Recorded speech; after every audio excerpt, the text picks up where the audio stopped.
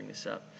And kind of focus on a little bit more of the model data. I'll stay away from the TV graphics. You can get that when you watch us, and I'll show more of those as we go through the weekend. But severe weather on late Sunday. It has been a while since we've had, I'd call it a legitimate cool season severe weather event. It just has been. We have not had a good shot at it in a while. I think the last real one was 2 years ago. So we'll start with this, just your basic SPC Storm Prediction Center outlook. Sunday, we've got a day 3 outlook with the highest severe weather threat generally in the northern half of Arkansas and points north. But the entire state has a severe weather threat, so if you're in South Arkansas, don't tune out. But the highest severe weather threat is in Missouri, and I'll show you why that they think that is the case, and what will determine where the absolute highest severe weather threat will be. But it's a severe weather threat nonetheless, and the highest threat for the northern half of the state, basically I-40 north. Instability, always a big factor this time of year. I don't think we're going to have any trouble. You look at some of these numbers. If you can get to 1,000 joules of instability this time of year, I think you're doing good. The Euro, you look at global models with this number because it's going to probably maybe undercut it just a little bit. I think we're going to be fine on instability. As far as ingredients for severe weather goes, this is about 7 p.m. Sunday. You've got 1,000 joules all the way up into Missouri and over a large part of Arkansas. Do daytime showers impact that? We'll see. The moisture is going to be there. I'll show you dew points, and there you go. A 68-degree dew point at North Little Rock, 66 at Little Rock, a little bit lower in the Ozarks, but it doesn't have to be higher because you got some wind energy that's going to be up in Missouri. So let's focus on upper-level winds.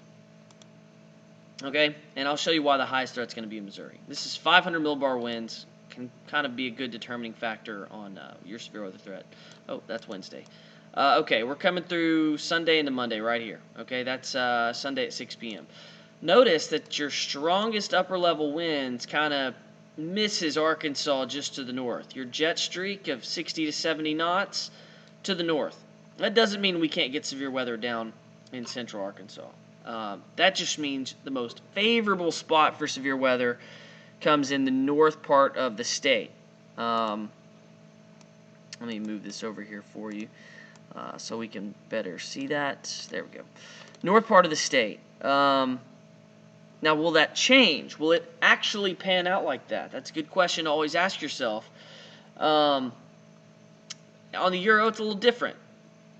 The jet streak is a little bit further south. That's why the Euro, which has kind of had a better idea about all this, would push that higher severe weather threat a little bit further to the south. Also notice that instead of a 60 to 70 knot jet streak, you got a 70 to 80 knot jet streak, and that's getting close to midnight on Sunday. So that's one thing to consider. The wind fields on the Euro are a little bit more favorable when you compare them side by side, and we'll do that here. So we'll put that right there. A little bit more favorable on the Euro, a little bit further south, a little bit more spread out, a little bit stronger. So that's at 500 millibars. I think that's just a good level to look at when you're just looking at favorable support, and we've got it zoomed in so we can go national. This is on pivotalweather.com, by the way. I like looking at their upper air maps because of the colors. The color scheme kind of shows it pretty well. Twister data is pretty good at this too. But if you're just getting into upper level maps and you think they're hard to read on NOAA and you'd like them colored in, that's a good thing to look at, pivotalweather.com. So the NAM's got a little bit different take on this, but I mean that's a pretty strong little shortwave there with nice little upper level winds. And there's your severe weather risk as you get into late Sunday, coincides with daytime heating. And there's your 850 millibar winds. Which is very important for your low-level jet. This is at 7 p.m. Sunday. I mean, you got 40 to 50 knots all through Arkansas. So while it's not the strongest that you'll have to the north in Missouri, I think when you couple this with the instability, we're going to have a pretty good severe weather risk going into late Sunday. And this is 3-kilometer NAM, high resolution as far as it'll go, hour 60. Keep in mind, at hour 60, it can be like the GFS at hour 155. So just keep in mind, it's going to change as we get closer. But it's got Cape values well over 1,500 at 7 p.m. Sunday. It's got a pretty favorable parameter space. I know, the pretty colors. Let me tell all of you watching, no matter how pretty the colors look on a model map about a severe weather setup, there's always a failure mode. Always. There is always a failure mode. Keep that in mind. Now, with that in mind, we know that this isn't going to be exactly what happens. This may not be the parameter space that exactly comes together. With that in mind, there are some concerning things where we may have to really watch the tornado threat late Sunday. You look at the upper level winds on the NAM, and this is on weatherbell.com.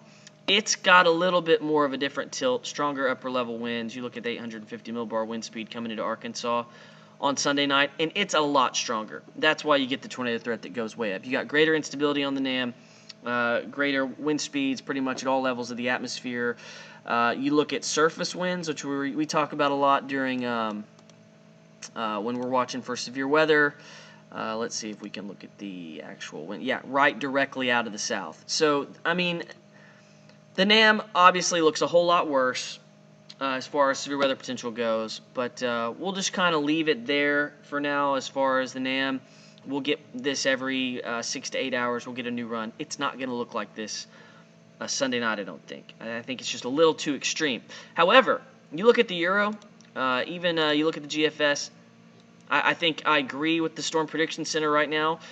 Severe weather risk looking really like their severe storms will be likely for the northern half of Arkansas into the southern half of Missouri. I agree with that. Could the enhanced risk be expanded? Absolutely, it could be expanded to include a whole bunch of Arkansas. What are the main threats? Well, I think wind is going to be your main threat. If the instability is there, I think we'll have some hail that falls back towards northwest and north central Arkansas as well. What about the tornado threat? Again, it's determined largely by storm mode. And so if we get storms that are kind of isolated, your tornado threat goes way up. And then if you get those line segments that produce a lot of wind, we'll have the tornado threat in that as well. So I'm going to post this to YouTube. It'll be on my Facebook page. Please share it if you know anyone who's really into the severe weather part of it, where we go through all the wind speeds and all that. I think we just got a question from Addison Ryle. Do you factor in topography in areas there could be an increased threat or just outside that area? Topography is an important part, but it's such a small scale part that you can't really consider it when you're looking at it. But on this map right here, the STP for some reason goes up in your higher elevation areas of the Ouachitas, and that has something to do with the lower level wind speeds, I'm sure.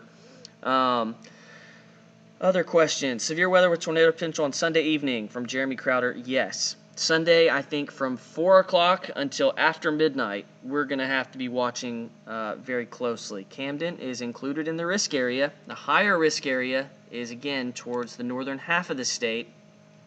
But everybody in the state needs to be watching on Sunday night. So any questions? Yeah, okay, Addison is talking about the topography kind of when you come down off the Ozarks and the I-30 corridor. Yeah, that can definitely impact things, especially when you get boundaries set up where you have cool air to the north and warm, humid air to the south. We'll have to see how this evolves on Sunday afternoon and evening.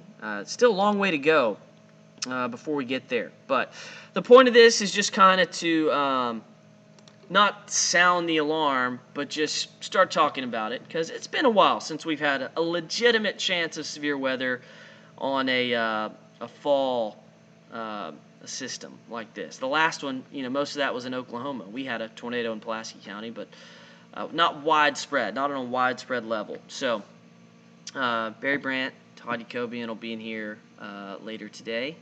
Well, actually, I think Barry's off.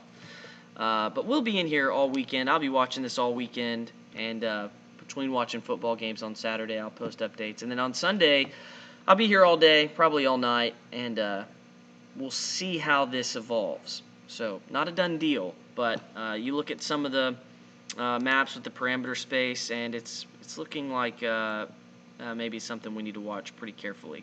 So, thanks for watching. If you made it this far, you're probably pretty into weather, and you want to be informed, so I appreciate it. Thanks for trusting us here at Channel 7.